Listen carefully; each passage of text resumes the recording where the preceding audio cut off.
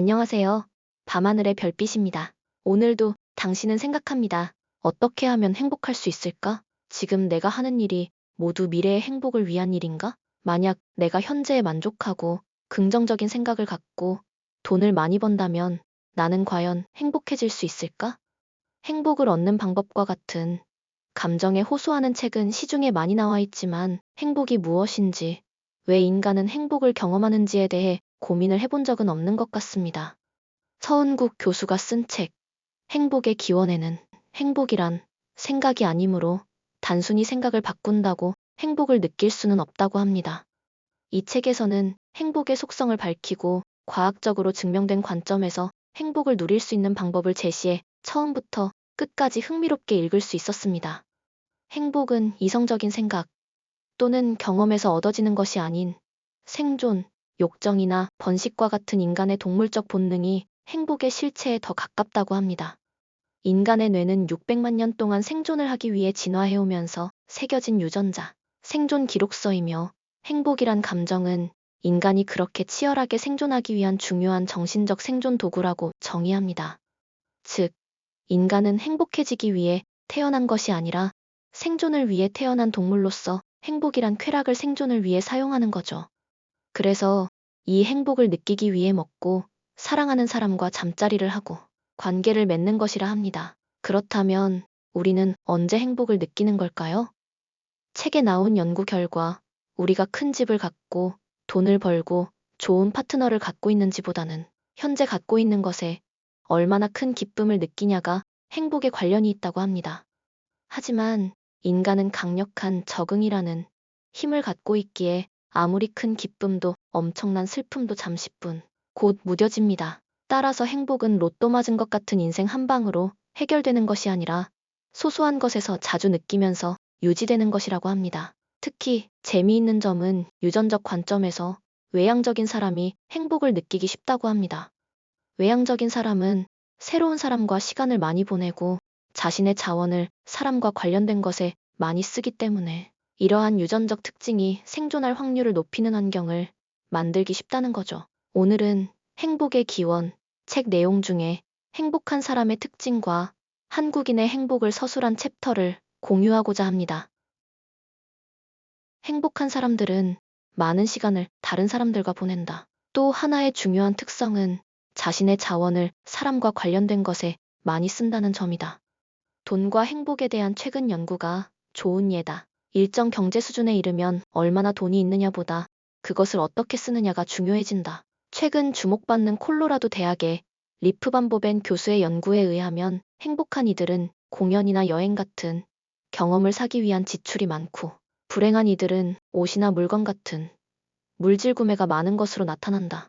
행복과 관련해 경험보다 물질 구매가 불리한 점은 무엇일까? 경험에 비해 신상 가방과 같은 물질에서 얻는 즐거움은 더 빨리 적응되어 사라지고 타인과의 상대적 비교를 더 자주 하게 된다. 하지만 최근 저기 잠깐만요 하고 외치며 등장한 논문이 있다. 이 논문에 의하면 경험 구매가 물질 구매보다 행복한 본질적 이유는 또다시 사람 때문이다. 일반적으로 뮤지컬 관람과 같은 경험은 다른 사람과 함께 소비하는 경우가 많고 면도기 같은 물건은 혼자 쓰기 위해 구매하는 경우가 많다. 경험 구매가 물질 구매보다 행복과 더 관련이 있는 이유다. 그러나 항상 그런 것은 아니다. 가령 혼자 영화를 보기 위해 산 티켓은 고독, 경험 구매가 되고 친구들과 놀기 위해 게임기를 사는 것은 사회적, 물질 구매가 된다. 이런 경우 어느 쪽이 더 행복감을 줄까? 위 연구에 의하면 친구와 놀기 위해 게임기를 살 때 더 행복하다. 결국 무엇을 구매하느냐보다 구입한 물건 혹은 경험에 다른 사람이 개입되느냐가 관건이라는 것이다. 여기서 한 발 더 나아가 돈을 자신이 아닌 남을 위해 쓸 때 더 행복해진다는 연구들도 나오고 있다. 한 실험에서는 대학생들에게 5달러 혹은 20달러를 오전에 나누어 주고 마음대로 쓰라고 했다. 단, 한 조건에서는 이 돈을 스스로를 위해 쓰라고 했고, 다른 조건에서는 남을 위해 쓰도록 했다. 그날 저녁 행복감을 비교해보면 금액에 상관없이 남을 위해 돈을 쓴 그룹이 높다. 시간도 마찬가지다. 자원봉사자들이 높은 행복감을 경험하는 이유도 행복 관점에서 보면 시간이라는 자원을 현명하게, 즉 타인을 위해 쓰기 때문이다. 왜 친사회적인 행동은 행복감을 유발할까? 한 가지 가능성은 남에게 도움을 줄 때 즉각적인 보상이 필요하기 때문일 수 있다. 장기적으로 친사회적 행동은 타인과의 결속력을 높여 생존에 필요한 사회적 자원을 확보하는 효과가 있다. 왜 사람이 행복에 그토록 중요할까? 뇌는 우리의 행복에 일말의 관심도 없다. 우리에게 가장 중요한 것을 찾도록 하기 위해 뇌는 설계되었다.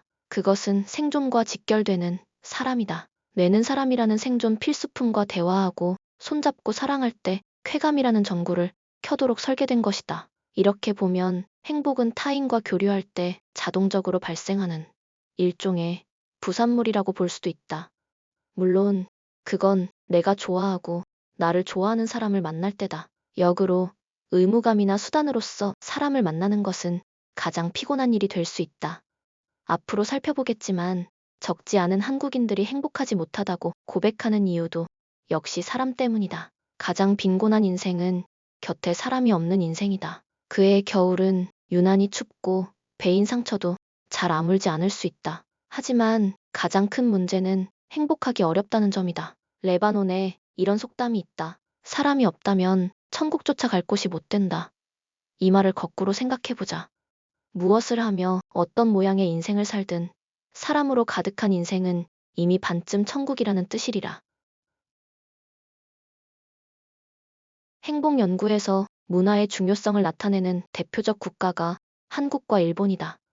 높은 경제 수준에 비해 이상할 정도로 행복도는 낮기 때문이다. 경제 수준이 훨씬 떨어지는 여러 중남미 국가들보다 한국과 일본의 행복감이 낮다.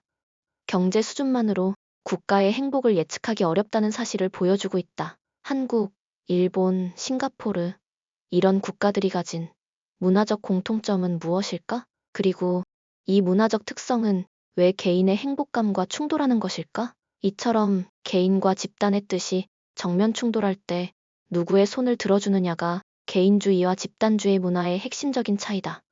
개인의 뜻대로 선택하고 표현하는 것이 당연하다고 생각하는 문화는 개인주의적 성향이 높은 것이다. 집단이 개인에게 때로 과도한 요구를 하고 이를 수용하지 않는 사람은 철없고 이기적이라는 낙인이 찍히는 문화는 집단주의적 성향이 강한 것이다. 한국, 일본, 싱가포르 같은 아시아의 행복부진 국가들이 대표적인 예다. 행복감을 예측하는 가장 중요한 문화적 특성은 개인주의다. 소득 수준이 높은 북미나 유럽 국가들의 행복감이 높은 이유도 사실은 상당 부분 돈 때문이 아니라 유복한 국가에서 피어나는 개인주의적 문화 덕분이다. 그래서 개인주의적 성향을 통계적으로 제거하면 국가 소득과 행복의 관계가 거의 소멸된다. 즉, 개인주의는 국가의 경제 수준과 행복을 이어주는 일종의 접착제 역할을 한다. 역으로 이 접착제, 개인주의가 부족한 사회는 경제적 발전을 이룩해도 거기에 상응하는 행복감이 뒤따라오지 않는 경우가 있다. 한국과 일본이 그 예다. 그렇다면 개인주의 문화의 어떤 점이 개인의 행복 성취를 유리하게 만드는 것일까? 역으로 집단주의 문화의 부족한 점은 무엇일까? 우선 심리적 자유감이다. 자유감이란 사실 그리 대단한 것이 아니다. 그것은 남에게 피해를 주지 않는 선에서 내 인생을 내 마음대로 사는 것이다. 이런 삶을 보편적으로 지지해주는 문화가 있고 이렇게 살기 위해 세상과 문을 닫고 기인이 돼야 하는 문화도 있다. 행복이라는 씨앗은 개인의 자유감이 높은 토양에서 쉽게 싹을 틔운다. 행복은 나를 세상에 증명하는 자격증을 취득하는 것이 아니다. 어떤 잣대를 가지고 옳고 그름을 판단할 필요도 없고 누구와 우위를 매길 수도 없는 지극히 사적인 경험이 행복이다. 내가 에스프레소가 좋은 이유를 남에게 장황하게 설명할 필요도 없고 그들의 허락이나 인정을 받을 필요도 없다. 하지만 타인이 모든 판단 기준이 되면 내 행복마저도 왠지 남들로부터 인정받아야 될 것 같은 느낌이 든다. 행복의 본질이 뒤바뀌는 것이다. 스스로 경험하는 것에서 남에게 보여주는 것으로 왜곡된다. 사람은 행복의 절대 조건이지만 나의 모든 것을 버리고 오직 남을 위해 사는 것은 바람직하지 못하다. 각자가 가진 독특한 꿈, 가치와 이상을 있는 그대로 서로 존중하며 이해하는 것. 이것이 사람과 함께 사는 모습이다. 그래야 사람의 가장 단맛을 서로 느끼며 살 수 있다.